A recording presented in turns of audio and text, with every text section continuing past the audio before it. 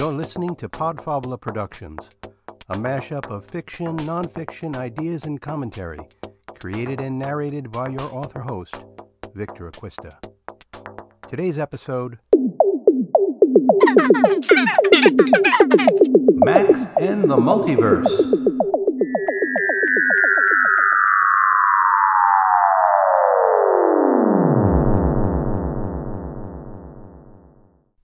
Hey everyone, thanks for listening in. I know people have been a bit on edge as we deal with the COVID-19 pandemic, so I thought this would be a good time to lighten things up a bit and explore a different edge.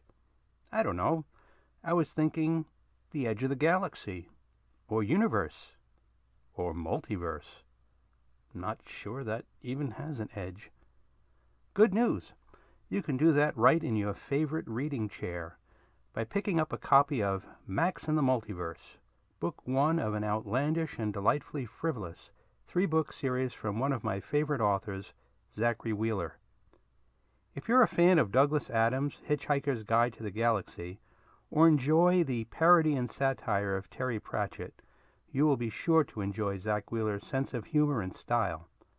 Laugh, smile, escape, and be amused as I read you the back jacket, a brief excerpt, and some reviewer comments. Better yet, I'm going to start with my own review, which is kind of doing things backwards, but in the multiverse, anything is possible. Here follows my 5-star comments. Max, intrepid, reluctant hero of the multiverse. A delightful tour de farce, brilliantly absurd and absurdly brilliant. Another fine work from this talented author. The mind of Zachry Wheeler has clearly been vectored in from some distant part of the multiverse where comic genius runs rompingly rampant in frivolous frivolity. In the hallowed words of Douglas Adams from the Hitchhiker's Guide, Sirius Cybernetics Corporation, share and enjoy. From the back jacket. It's spring break, and Max is stuck at home all by himself, just the way he likes it. He games online, feasts on junk, and wonders why his cat can suddenly talk. Thanks to a bizarre mishap, Max has started shifting between parallel universes whenever he falls asleep, a curious affliction, and one that steadily erodes his sanity. Day after day, he awakes to a strange new reality and struggles to make sense of his surroundings. But then one day, he awakes to a hyper-advanced version of Earth where humans have colonized space. Determined to fulfill a lifelong dream, Max and his cyborg cat venture into the black, only to entangle themselves in an intergalactic conflict. And now, here's a tantalizing taste of escapism into the world of Max and the Multiverse by Zachry Wheeler.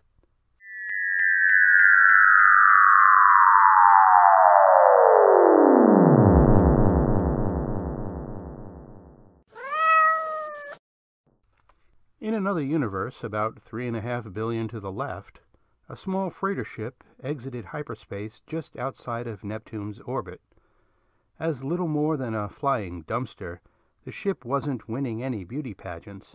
Its clunky hull appeared more mangled than designed, leaving one to suspect that its architect loved booze and Legos. A charcoal gray exterior with numerous dents and rust stains conveyed an impressive amount of indifference. The deep blue glow of twin rear engines created a drab silhouette, like a bloated bat crossing a moonlit sky. Apart from a standard registry number engraved in white lettering, the craft carried no markings or obvious identifications of any kind, a strategic necessity for its unique occupants. An unassuming presence disguised a sophisticated collection of advanced technology, including a military-grade frame, an enhanced jump drive, and several pieces of plasma-based weaponry. To the average passerby, the ship read as little more than a poor drifter shuttle. After all, members of the PCDS, Precious Cargo Delivery Service, needed to guard their inconspicuousness above all else. The sleek cockpit gleamed with an array of touch-based circuitry, its double-crescent control panel chirping with various scans and alerts. Blinking blues, pulsing purples, and glowing yellows outlined the ship's commander in the pilot's seat, a shrewd mugglewot by the name of Zoe Bricks. Most beings in the Virgo supercluster knew her by an ominous nickname, the Omen, earned for her distinct reputation as one of the most ruthless and efficient PCDS couriers to have ever lived.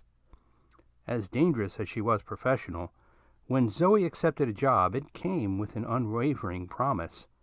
If I'm not on time, you can assume I'm dead.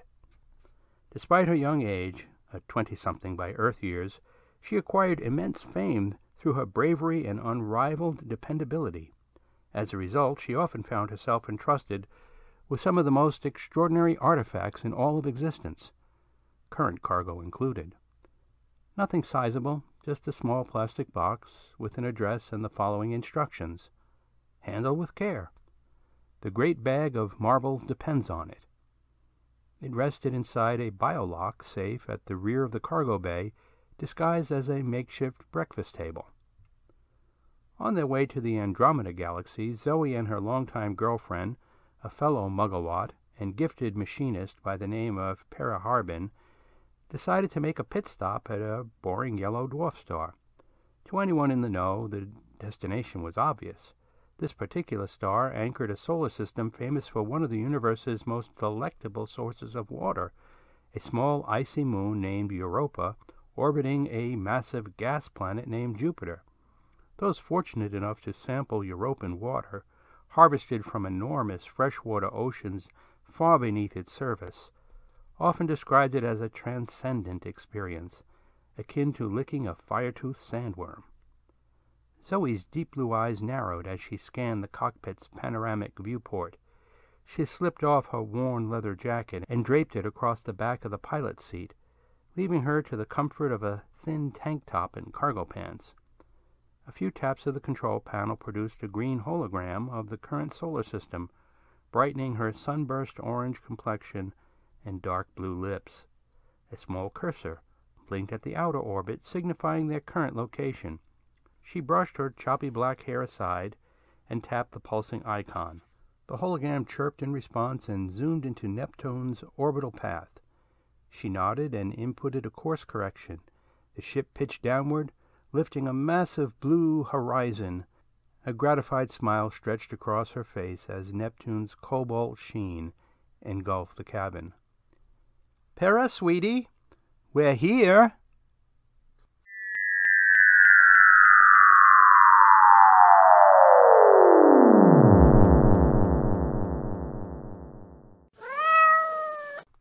I know you want to know what the secret cargo is, and what happens next, and how Max and his talking cat get all mixed up in this wild adventure. No spoilers from me. You'll have to get the book. Here's just a few comments from readers who have traveled with Max on this wild and zany adventure. Absolute mayhem. One of the finest pieces of sci-fi satire I have ever read, anywhere, bar none. Sit down, strap in, shut up, and hang on. Follow our resident super nerd, Max, through multiple universes fraught with danger, intrigue, and hilarity. Awesome. A total romp. A great vacation read. It should come as no surprise that Max and the Multiverse has won a boatload of awards, so check it out and judge for yourself. Best of all, it's book 1 of a 3-book set. More adventures follow in Book 2, Max and the Snoodlecock, and in Book 3, Max and the Banjo Ferret. But wait, there's more from the mind of Zachry Wheeler. 3 additional short books from Max and the Multiverse, and a rather incredible 3-book dystopian sci-fi series called The Immortal Wake. I'm including links in the show notes where you can learn more about this author and his fabulous writing. Thanks for listening. That's a wrap on today's episode, which is the 20th show to date. That's enough for Season 1. I hope you've been listening to this eclectic mix of fiction and nonfiction. I'll post a brief Season 1 summary and then pick it up with more of the same in Season 2. Stay tuned. Please tell your friends about this podcast series. If you like what you hear, subscribe on YouTube, Apple Podcasts, Spotify, and other popular download platforms. Just search for my name, Victor Acquista, or the show, Podfabula Productions. All shows are posted on my website. And check out Podfabula Productions on Facebook, where shows are archived for discussion and commentary. Drop by and share your thoughts about today's show. All these particulars are posted in the show notes. Until next time.